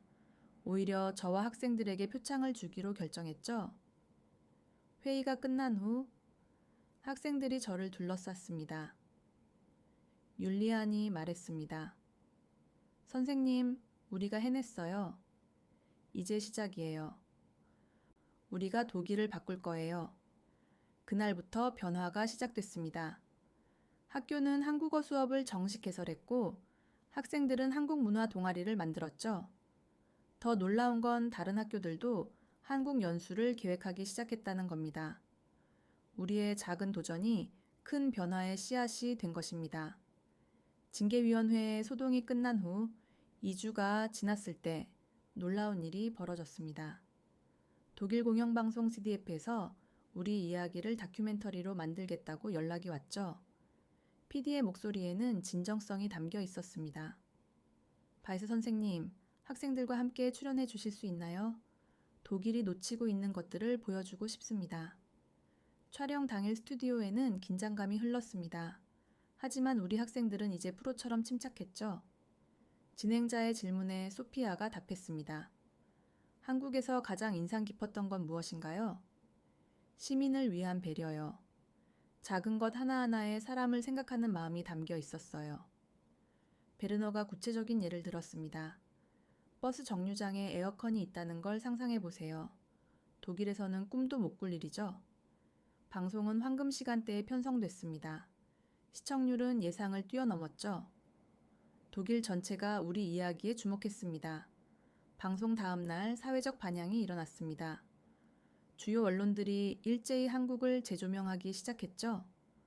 우리가 몰랐던 아시아의 선진국, 독일이 배워야 할 한국의 시스템, 편견을 깬 용기 있는 학생들. 하지만 진짜 변화는 시민들 사이에서 일어났습니다. 트위터와 페이스북에는 한국에서 배우자 해시태그가 트렌드에 올랐죠. 나도 한국 가봤는데 정말 놀라웠다. 우리 도시도 24시간 서비스 도입해야 독일의 경직성을 반성하게 된다. 정치권도 움직였습니다. 베를린 시장이 직접 성명을 발표했죠. 한국의 도시 시스템을 벤치마킹하겠습니다. 시민을 위한 도시를 만들겠습니다. 연방교통부 장관도 나섰습니다. 대중교통 냉방시설을 대폭 확충하겠습니다. 한국을 모델로 삼겠습니다. 하지만 가장 큰 변화는 교육계에서 일어났습니다. 독일 전역의 학교들이 한국 연수를 문의하기 시작했죠. 우리 학교로만 일주일에 50통이 넘는 문의가 왔습니다. 우리도 학생들을 한국에 보내고 싶다. 어떻게 준비하면 되나? 한국 학교와 교류하고 싶다. 그러던 중 더욱 놀라운 소식이 전해졌습니다. 한국 정부가 공식 초청장을 보낸 거죠. 독일 교육 관계자 여러분을 한국으로 초대합니다. 100명의 교사와 교육 공무원이 선발됐습니다. 물론 저도 포함됐죠. 출발 전 우리 학생들이 조언을 해줬습니다. 선생님, 편견 없이 보세요. 작은 것도 놓치지 마세요. 율리아는 특별한 부탁을 했습니다. 한국 학생들과 꼭 대화해 보세요. 그들의 열정을 느껴보세요. 그 후 연수를 마치고 돌아온 교사들의 반응은 폭발적이었습니다. 충격적이다. 완전히 다른 세상이었다. 우리가 얼마나 뒤처져 있는지 깨달았다. 당장 바꿔야 할 것들이 너무 많다. 이들의 보고서는 독일 교육계의 지각 변동을 일으켰습니다. 디지털 교육 인프라 전면 개편, 학교 시설 현대화 프로젝트, 24시간 학습 지원 시스템 도입. 기업들도 변하기 시작했습니다. SAP는 한국식 업무 문화를 연구하기 시작했고, 폭스바겐은 한국의 고객 서비스를 벤치마킹했죠. 어느 날 뜻밖의 손님이 학교를 찾아왔습니다. 독일 연방교육부 장관이었죠. 장관은 진심을 담아 말했습니다. 바이스 선생님, 그리고 학생 여러분 감사합니다. 여러분이 독일의 눈을 뜨게 해줬습니다. 우리가 놓치고 있던 것들을 보여줬죠. 그리고 놀라운 발표를 했습니다. 한독교육협력 협정을 체결합니다. 매년 1,000명의 학생이 교류하게 됩니다. 학생들이 환호했습니다. 또한 한국의 디지털 교육 시스템을 독일 전역에 도입하겠습니다. 이날 발표는 독일 교육 역사의 전환점이 됐습니다. 6개월 후 변화는 가시적으로 나타났습니다. 베를린 지하철에 에어컨이 설치되기 시작했고 24시간 편의점이 하나둘 생겨났죠. 학교들은 디지털 기기를 도입했고 온라인 학습 플랫폼을 구축했습니다. 무엇보다 큰 변화는 사람들의 인식이었습니다. 아시아에서 배울 게 많다. 겸손해져야 한다. 세계는 넓고 배울 것은 많다. 우리 학생들은 이제 학교의 영웅이 됐습니다. 그들이 시작한 작은 도전이 나라 전체를 바꾼 거죠. 베르너는 베를린 공대에 진학해 스마트 시티를 전공하기로 했고 소피아는 국제관계학을 공부해 외교관이 되겠다고 했습니다. 율리아는 이미 한국 대학 진학을 준비하고 있었죠. 레나의 말에 저는 고개를 끄덕였습니다. 선생님, 우리가 정말 뭔가를 바꾼 것 같아요. 그래, 너희가 해냈어. 작은 용기가 큰 변화를 만든 거야. 하지만 이 모든 변화의 시작은 한국이었습니다. 편견 없이 다가온 우리를 따뜻하게 맞아준 나라, 자신들의 모든 것을 보여주고 나눈 나라, 진정한 선진국이 무엇인지 가르쳐준 나라, 그곳은 바로 대한민국이었습니다. 한국에서 돌아온 지 정확히 3개월이 지난 어느 날, 저는 놀라운 광경을 목격했습니다. 학교 도서관에 한국어 학습 코너가 생긴 것도 놀라웠지만 더 충격적인 건 그곳이 학생들로 가득하다는 사실이었죠. 안녕하세요, 선생님. 익숙한 목소리에 돌아보니 클라라였습니다. 한국어로 인사를 하고 있었죠. 한국어 공부하고 있구나. 네, 내년에 교환학생 가려고요. 서울대 목표예요. 도서관 한쪽에서는 율리안이 한국 학생들과 화상통화를 하고 있었습니다. 우리가 만든 앱 좀 봐줘. 독일 학생들을 위한 한국 문화 가이드야. 정말로 그가 개발한 앱은 대단했습니다. 한국의 교통, 음식, 문화를 독일어로 상세히 소개하고 있었죠. 다운로드가 벌써 10,000건을 넘었어요. 그의 자부심 넘치는 표정이 인상적이었습니다. 복도를 걷다가 또 다른 놀라운 장면을 봤습니다. 학생회에서 한국 주간 행사를 준비하고 있었거든요. 소피아가 열심히 지휘하고 있었습니다. 김밥 만들기 체험은 여기서 하고요. K-팝 댄스는 체육관에서. 선생님, 한국 문화의 날 행사 오실 거죠? 당연하지. 그런데 이 모든 게 너희들이 기획한 거야? 네. 작년에 우리가 경험한 걸 다른 학생들과 나누고 싶어서요. 교무실로 돌아오니 더 놀라운 소식이 기다리고 있었습니다. 교장 선생님이 미소 지으며 서류를 건넸습니다. 바이스 선생님, 교육부에서 연락 왔어요. 선생님이 한독 교육교류대사로 임명됐대요. 믿을 수 없었습니다. 불과 몇 달 전만 해도 징계 위기였던 제가 이런 연계를 얻다니. 그날 오후 언론 인터뷰가 있었습니다. 기자의 질문에 잠시 생각했습니다. 3개월 전과 지금 무엇이 가장 달라졌나요? 학생들의 눈빛이요. 세상을 보는 시야가 넓어졌어요. 그리고 꿈이 커졌죠. 구체적으로 어떤 변화가 있었나요? 예를 들어 베르너는 원래 그냥 엔지니어가 되려 했어요. 지금은 한국과 독일을 잇는 스마트 시티 전문가가 목표죠. 인터뷰가 끝나고 학교로 돌아오니 감동적인 장면이 펼쳐졌습니다. 운동장에서 학생들이 무언가를 준비하고 있었거든요. 파울이 환하게 웃으며 말했습니다. 선생님을 위한 깜짝 파티예요. 현수막이 걸려 있었습니다. 편견을 깨고 세상을 연 선생님 감사합니다. 순간 눈물이 핑 돌았습니다. 에바가 대표로 편지를 읽었습니다. 선생님이 우리를 한국에 데려가지 않았다면 우리는 아직도 좁은 세상에 갇혀 있었을 거예요. 선생님 덕분에 우리는 진짜 세계 시민이 됐어요. 감사합니다. 학부모들도 와 있었습니다. 한때 저를 비난했던 그들이 이제는 진심으로 감사하고 있었죠. 율리안의 어머니가 눈물을 글썽이며 말했습니다. 우리 아이가 이렇게 성장할 줄 몰랐어요.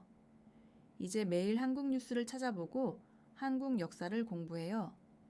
진짜 글로벌 인재가 됐어요. 파티가 한창일 때 특별한 손님들이 도착했습니다. 한국에서 온 교환 학생들이었죠. 안녕하세요. 저희가 독일 친구들을 만나러 왔어요. 우리 학생들이 환호성을 지르며 그들을 맞았습니다. 언어는 달라도 금세 친구가 됐죠.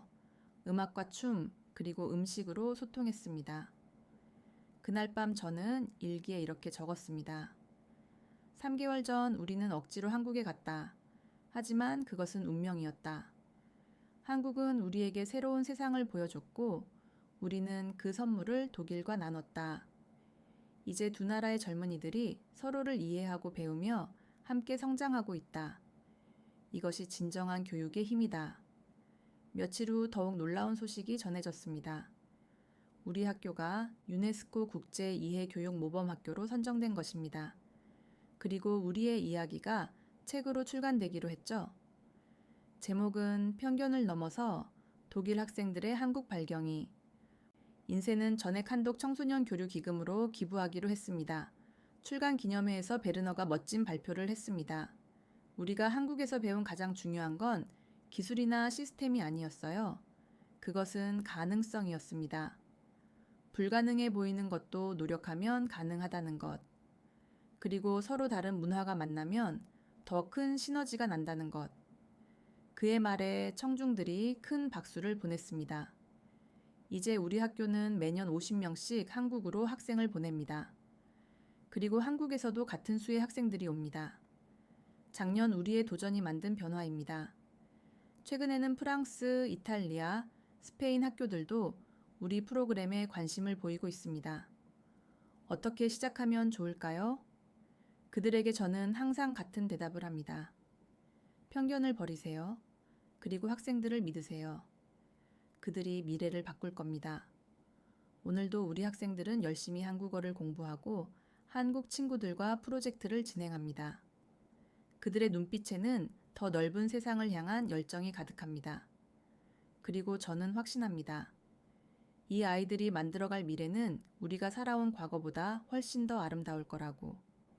편견 없는 세상, 서로를 이해하고 존중하는 세상. 그것이 한국이 우리에게 보여준 비전이었고, 이제 우리가 함께 만들어가고 있는 현실입니다. 감사합니다. 대한민국, 당신들이 우리의 눈을 열어줬습니다.